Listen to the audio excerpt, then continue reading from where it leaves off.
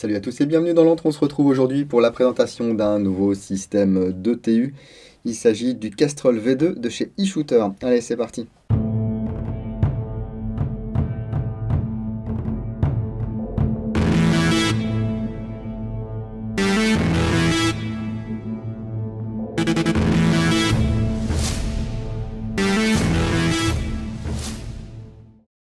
Et comme d'habitude, avant de rentrer dans le vif du sujet, j'aimerais remercier eShooter qui m'a envoyé cet exemplaire afin que je puisse le découvrir, l'installer et puis vous le présenter. Ce système, eh bien, voilà, il est livré dans une boîte comme ceci.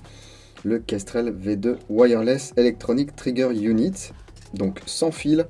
On va pouvoir se procurer l'application ici sur Google Play et l'App Store. Vous tapez eShooter, on voit pas très bien là, hein. Et puis vous pouvez installer l'app sur votre téléphone. Voilà, ça brille, ça brille.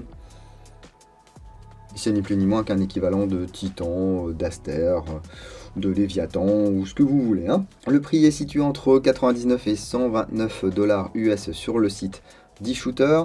Ils envoient dans le monde entier. Vous avez une garantie de 30 jours. Les frais de port sont gratuits et ils vous promettent un service client 24 heures sur 24, 7 jours sur 7. Dans la boîte, on retrouve ceci. Voilà, un manuel d'instruction, des autocollants, un kit d'installation. Voilà, je vous mets le contenu à l'écran. Ce qui est sympa, c'est que tout est bien repéré. Et puis vous avez le module ici, donc qui existe en câblage avant ou en câblage arrière. Ici, normalement, c'est un câblage arrière. eShooter, c'est une entreprise chinoise qui fait du R&D sur des accessoires d'airsoft intelligents et sans fil. Donc là, j'ai le Kestrel, je vous montrerai des cibles en quelques temps. Ça va pouvoir fonctionner entre 3,65 et 17 volts. Ça consomme 17 mAh. Ça fonctionne entre moins 15 et plus 50 degrés Celsius. Ça a été développé avec les Gearbox V2 standard Tokyo Marui.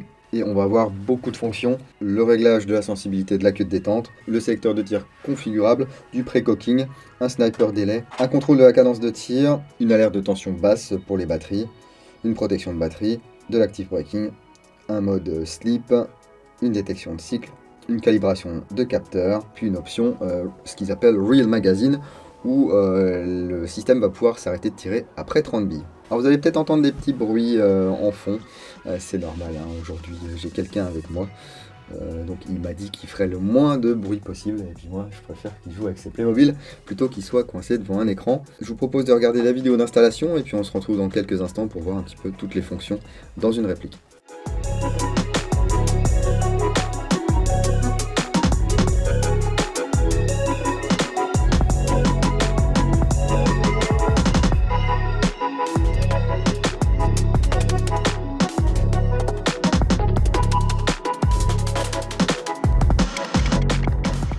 Ok, donc on a remonté ça. J'ai mis une petite batterie. Et là, j'ai lancé l'appli. On a bien un système qui est reconnu. Mot de passe. Voilà, avertissement. Veuillez calibrer le capteur du secteur et effectuer un test du capteur après installation de l'OTU. Alors, semi.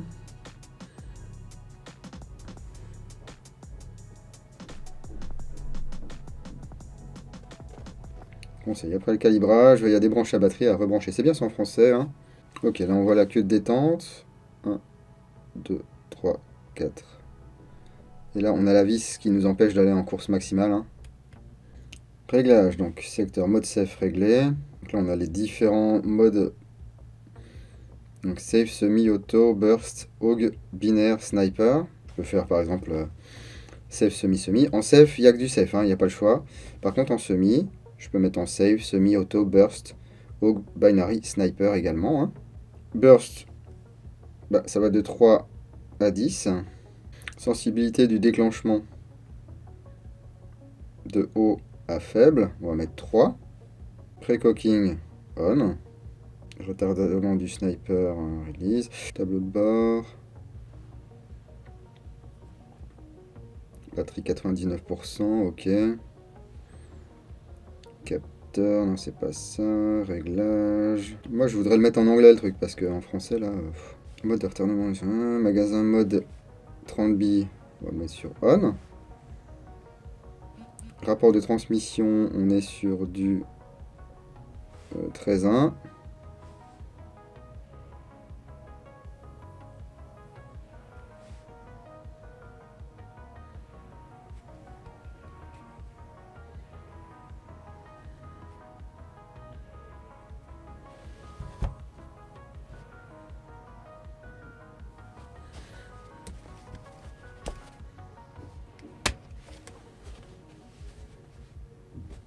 Protection de batterie, LiPo, LiFe. Élément de batterie 3. Avertissement de batterie faible, on. Ok, alors voyons voir si ça fonctionne.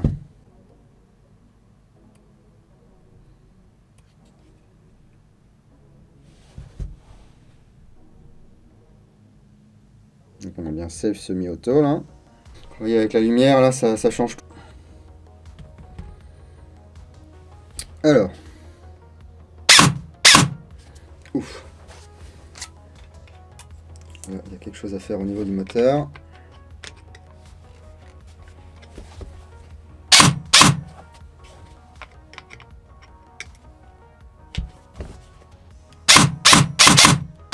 C'est mieux, donc semi, full.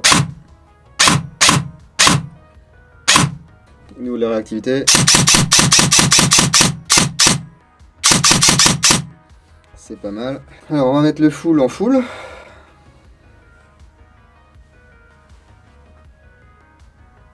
On va mettre en anglais, hein.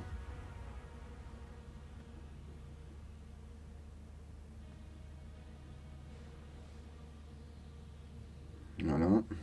Parce que bon, du pré-cooking, c'est du pré-cooking. Hein. Setting. Donc auto mode. Auto. Ok. Si je me mets en burst, j'aurai un burst de 3.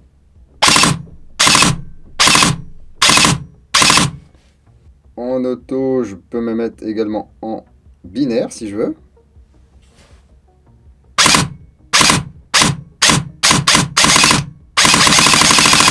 C'est n'importe quoi. En mode sniper. Avec le sniper delay.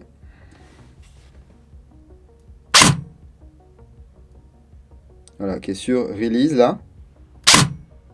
Donc, j'appuie sur la queue de détente. Je veux tirer. Je relâche.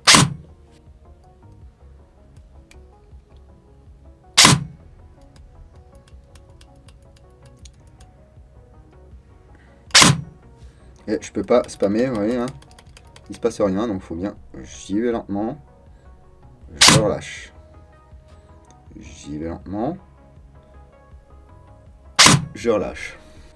On peut se mettre en mode AUG aussi, tiens.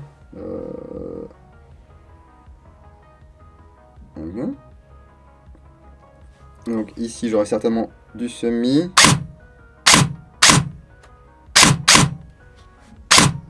Et si je continue à tirer,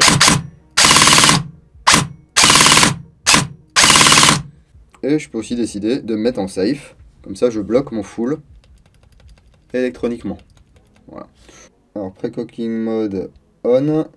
Pré-cooking boost, on va se mettre direct en high. Et là, on peut voir que le piston, en fait, voilà, il est légèrement en arrière. Mais alors, on n'arrive pas à aller beaucoup plus loin, comme sur certains systèmes.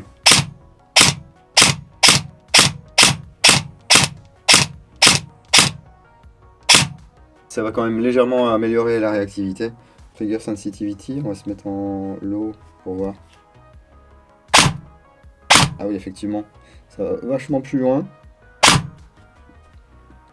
Et si je suis en high là, dès que j'effleure,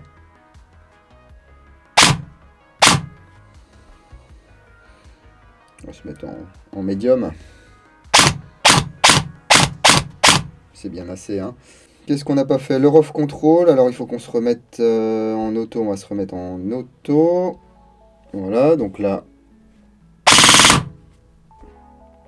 ça tire. Off control, on peut se mettre de 100 à 40. Voilà, si je me mets à 40 là. 50. 60. 70. 80.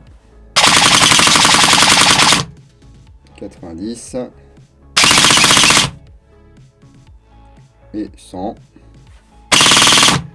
Voilà, on a fait à peu près le tour. On peut aller voir le dashboard pour voir un petit peu. Voilà, ça nous dit que ça a tiré 282 fois.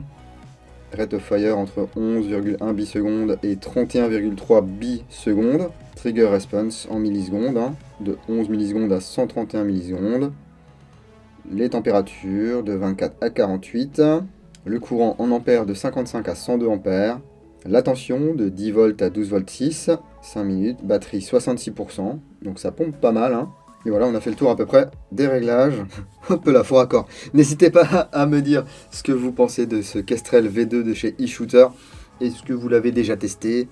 Est-ce que vous en êtes content? Est-ce que vous n'en êtes pas content? Est-ce que ça vous plairait, ce genre de système? Eh bien, dites-nous tout dans les commentaires de la vidéo. En tout cas, moi, je remercie encore une fois eShooter pour m'avoir envoyé ce petit module afin que je puisse le tester et vous le présenter. Et puis également pour leur patience, parce que ça fait un moment que je l'ai reçu et j'avais pas vraiment eu le temps de m'en occuper. Et puis encore une fois, merci à Ready to Play, parce que leur Gearbox, du coup, elle m'a bien dépanné sur ce coup-là. Si la vidéo vous a plu, n'hésitez pas à mettre une grosse calotte sur le petit pouce vers le haut. Si ça ne vous a pas plu, eh bien, mettez un petit coup de pied dans le pouce vers le bas. Et puis que vous soyez plus ou moins un habitué, ou alors que ce soit votre première fois dans l'antre, si ce n'est pas encore fait, abonnez-vous et activez les notifications. Ça vous permettra d'en louper le moins possible. Et si vous ne voulez absolument rien louper de ce qui se passe dans l'antre, vous pouvez me suivre sur Facebook, sur Instagram, sur Twitch et bien sûr sur www.l'antredudingo.com. Tout est dans la description de la vidéo et dans le premier commentaire sous cette vidéo. Et j'en profite comme à chaque fois pour remercier tous ceux qui se servent de tous ces liens, tous ceux qui m'achètent du matériel, tous ceux qui m'achètent des patchs, tous ceux qui profitent des codes de réduction. Merci beaucoup, c'est en partie grâce à vous que l'antre continue de fonctionner. Et ça, c'est très cool. Continuez à prendre soin de vous. Si vous allez en jeu le week-end prochain, n'oubliez pas, jouez sérieusement mais sans vous prendre au sérieux. Et moi je vous dis à bientôt dans l'antre du dingo. Bisous.